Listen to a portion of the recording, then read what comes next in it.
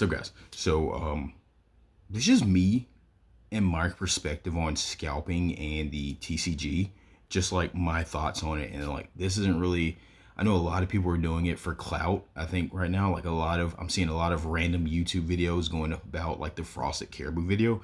This isn't a response. This is just me kind of my perspective on scalping and stuff like that. Just from like, and this is anecdotal and like my experience and stuff like that. And I want to know what you guys think as well. Just let me know in the comments what you guys think. But yeah, this is my perspective on scalping. The biggest thing I think that really affects scalping more so is like, yes, you do have people that are marking things up, obviously, but I think a big factor in it is FOMO. And what FOMO is fear of missing out. And I think a lot of people fall into that because, and this is what kind of traps them into getting caught by scalpers, is like they're like, okay, I gotta have this that first week, and they're because they think that like if I don't have it this first week, I won't get it ever again. And that's why you see people they're willing to pay like double MSRP for basic stuff that first week, when like, yeah, the first initial week of anything, and I think even without scalping and like the increase in demand, you would still have a struggle to find it.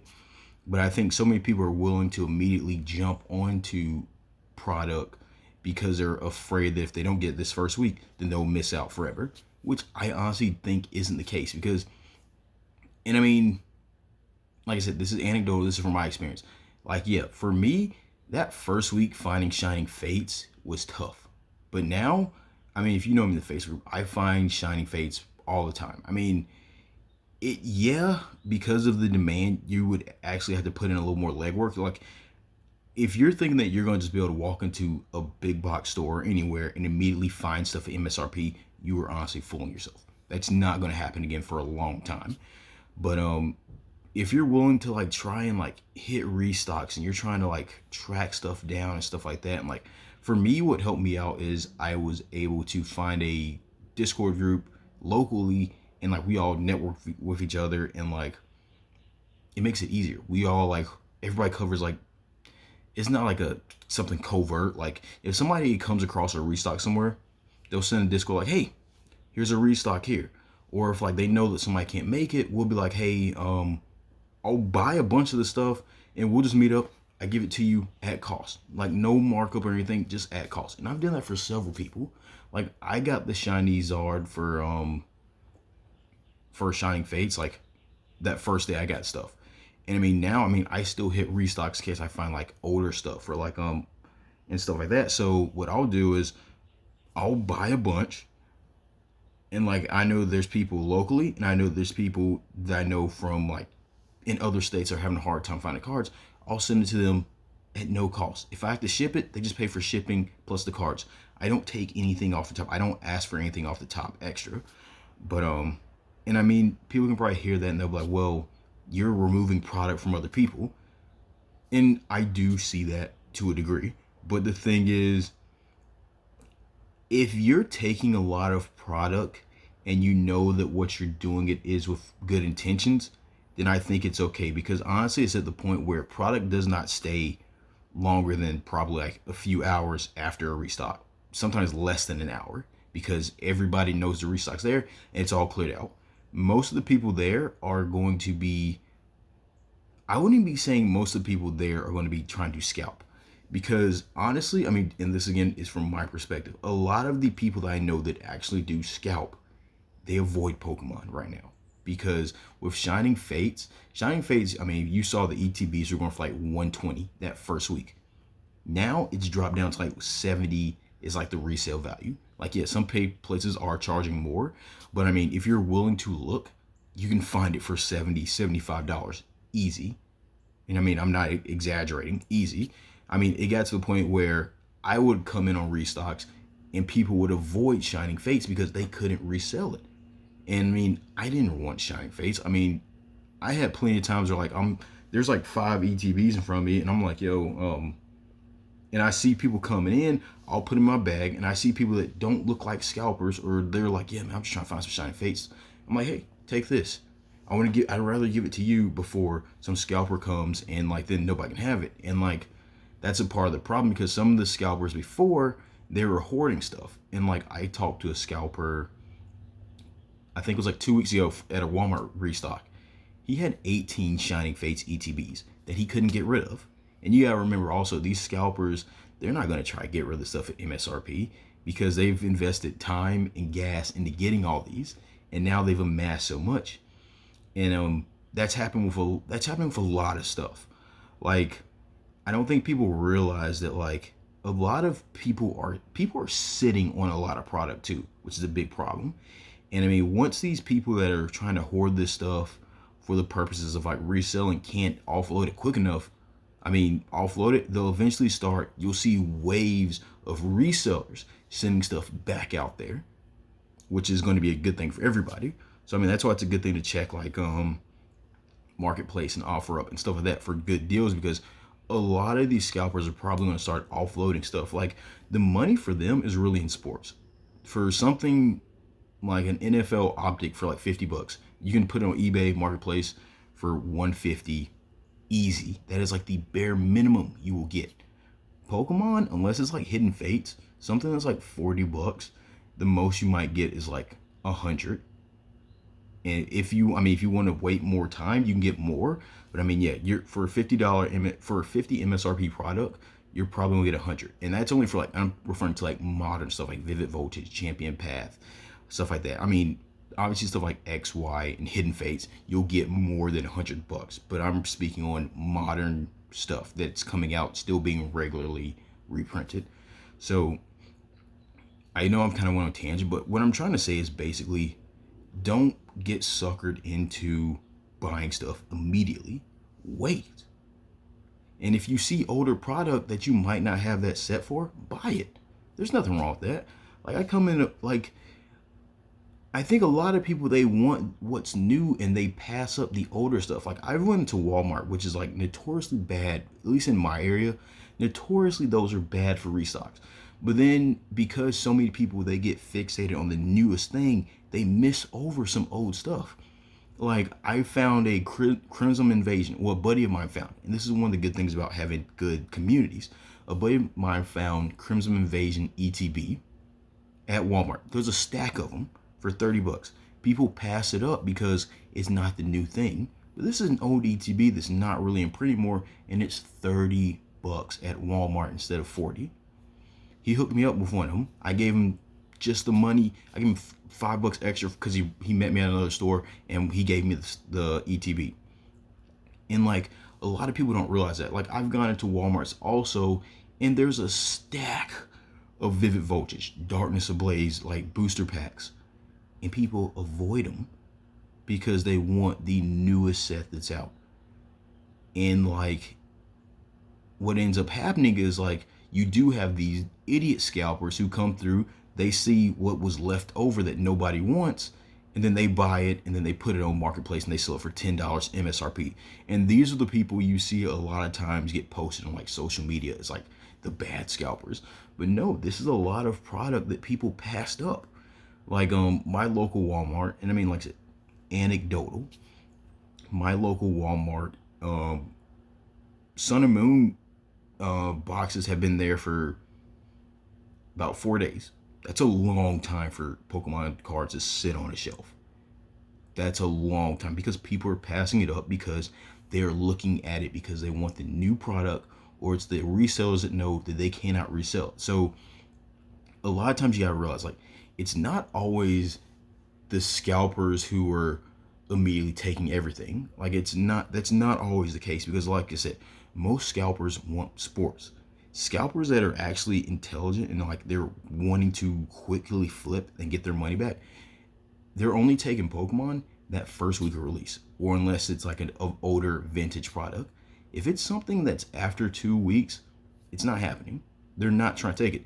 But what you're doing, you're finding people who want to take stuff and they think that they can sell it immediately for double, triple MSRP, which people aren't willing to pay. So when, like I said, one of the big issues is people are sitting on a lot of product, which will soon, I feel, will flood once this bubble bursts, because this is a bubble.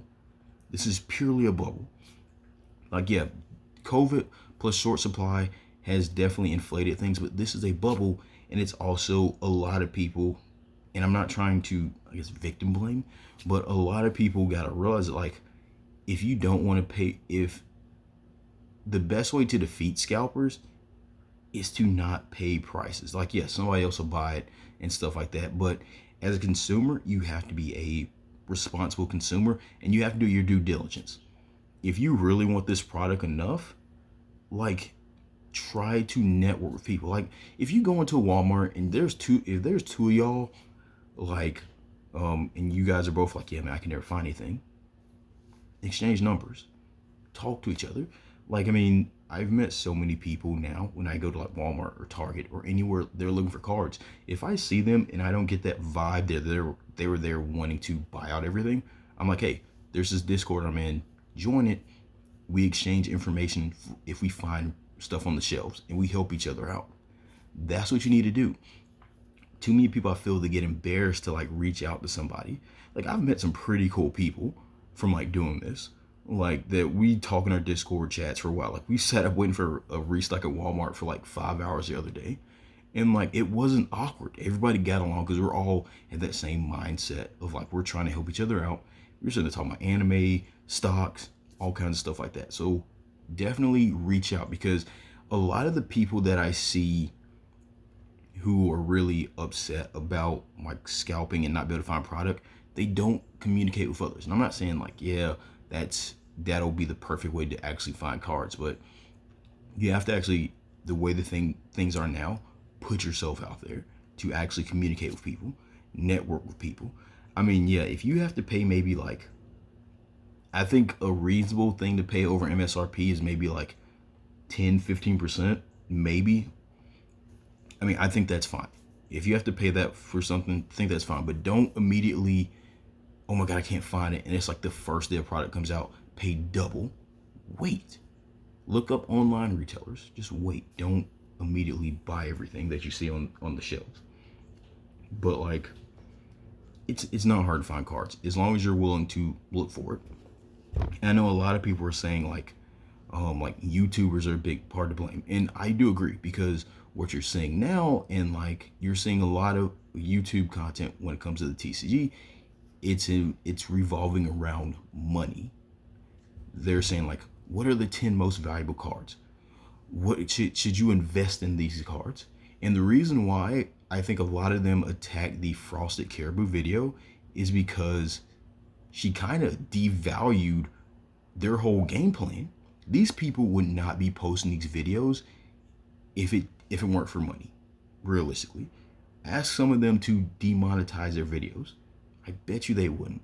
And the thing is, by them doing that, it also helps them like perpetuate the prices they might do, because some of them, they do breaks.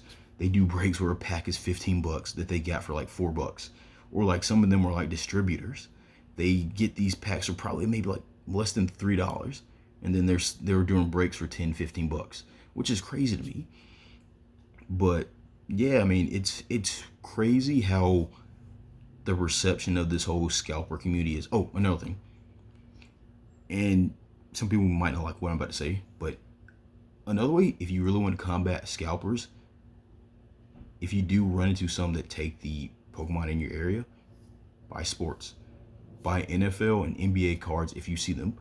Your shining face and their other stuff isn't there. You see NBA and NFL like cards up there, buy them.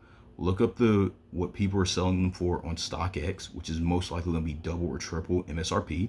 So that way, if you do run to scalpers, what you spent like maybe $40-50 for, they'll probably give you $100 worth of Pokemon that they're trying to unload in a trade, because they can sell it for triple, but they can't do that with Pokemon. So keep that in mind. Don't just go into like, oh man, like I'm not gonna get anything, because I did that a lot too.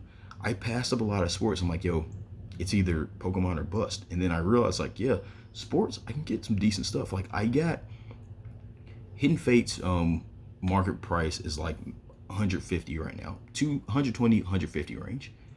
I went to Target the other day. They didn't really have anything I wanted. I mean, I got some Shining Fate stuff to send back to friends and stuff and people in the Discord. and I bought some sports. I spent $80 on two things, two different mega boxes for sports. I got two Hidden Fates ETBs. It was that easy to somebody that was sitting on 10 plus Hidden Fates ETBs.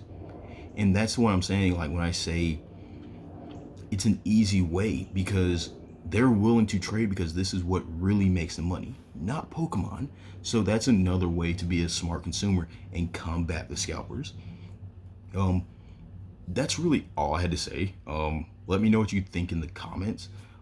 Ask me any questions like about my experiences and stuff like that. Later today, I'll be uploading a unboxing for Battle Styles, which again, I found this at $90. I didn't go immediately for the first sale that I saw posted. I waited around till a good deal came up and I bought it. And a lot of people are like, okay, first deal I see, $140, $120, buy. No, wait around. Willingness to pay is what makes these people inflate their prices up and what sets the market.